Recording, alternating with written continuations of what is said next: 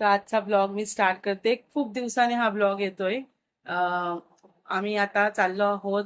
Christmas vacation आहे, त्याच्यामुळे आम्ही प्लॅन केलेले आहे की थोडंसं फिरून येऊया.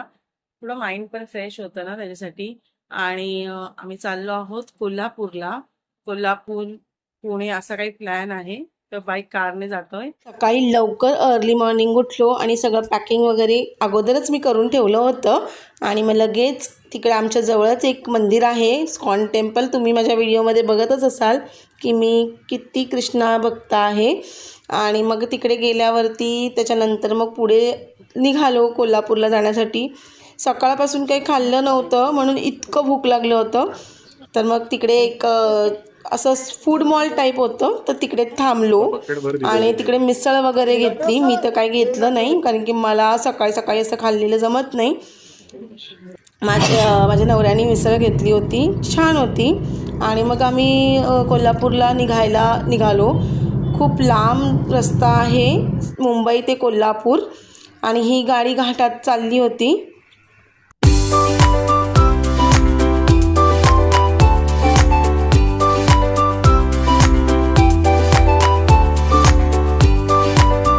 तर दुपार झाली आणि आम्ही कुठेतरी शेत वगैरे असं बघत होतो की आम्ही जेवण करू. आणि मी सकाळीच लवकर उठून पुलाव केला होता, वाटाणा पुलाव बनवला होता. तर ते सोबत घेतलं होतं आम्ही लोकांनी.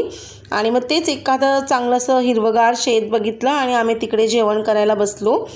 आम्हा तिघांनाही खूप आवडतं असं ट्रॅव्हल करताना रस्त्यामध्ये कुठेतरी शेतामध्ये मस्त असं वनभोजन करावं. तर तिकडे आपलं जेवण वगैरे करून आम्ही पुढे निघालो. शेतामध्ये पाणी सोडलं होतं ते लोकांनी, जे शेतकरी होते. आणि खूप छान वाटत होतं. आम्ही तिथे आमचे हातपाय वगैरे धुतले, त्याच्यानंतर थोडंसं खेळलो वगैरे आणि मग पुढे परत ट्रॅव्हल करायला सुरुवात केली कोल्हापूरच्या दिशेने.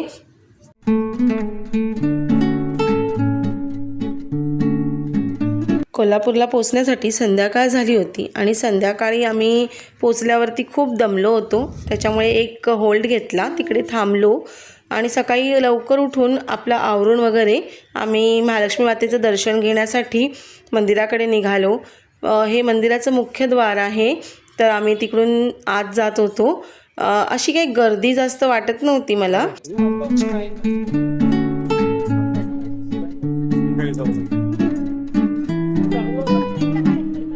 महालक्ष्मीचं मंदिर हे खूप जुनं मंदिर आहे आणि हे खूप सुंदर आहे. याचं वैशिष्ट्य म्हणजे याला 4 दरवाजे आहेत आणि तुम्ही कुठून देखील या मंदिरात एंट्री करू शकता, एक्झिट करू शकता. खूप छान आहे. गर्दी तर होती कारण की आता वर्ष संपायला आलं होतं, त्याच्यामुळे सॅटर्डे संडे आणि क्रिसमस वेकेशन असल्यामुळे गर्दी तर होती. तर आम्ही मुखदर्शनच घेत. इकडे आल्यावरती खूप प्रसन्न वाटतं, खूप छान वाटतं. आणि आम्ही अगोदरसुद्धा कोल्हापूरला जाऊन आलो आहोत, पण देवीचं दर्शन घ्यावं. मार्गशीर्ष संपतच आला होता आणि त्याच्यामुळे आम्ही दर्शनासाठी गेलो. खूप छान दर्शन वगैरे केलं आणि मग प्रसाद घेण्यासाठी बाहेर आलो. तिकडे मंदिराच्याच आतमध्ये तुम्हाला प्रसाद मिळतात, ते तुम्ही विकत घ्यायचं असतं. तर ते आम्ही प्रसाद वगैरे घेऊन बाहेर आलो.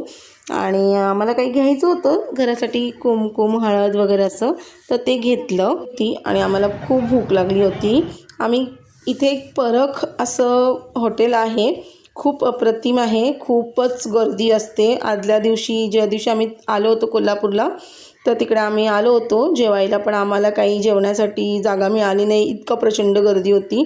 तर दुपारी आम्ही तिकडे आलो. आम्ही व्हेजिटेरियन असल्यामुळे आम्ही तिथे नॉनव्हेजचा आस्वाद घेऊ शकलो नाही, पण आम्ही तिथे ऑर्डर केलं अख्खा मसूर. अख्खा मसूर हे खूप प्रसिद्ध आहे, तर अख्खा मसूर थाली मी ऑर्डर केली आणि छान जेवण करून आम्ही पुढे निघालो. तर ब्लॉग खूप मोठा होत आहे, याचा पुढचा ब्लॉग नंतर लगेचच येईल. तर बाय.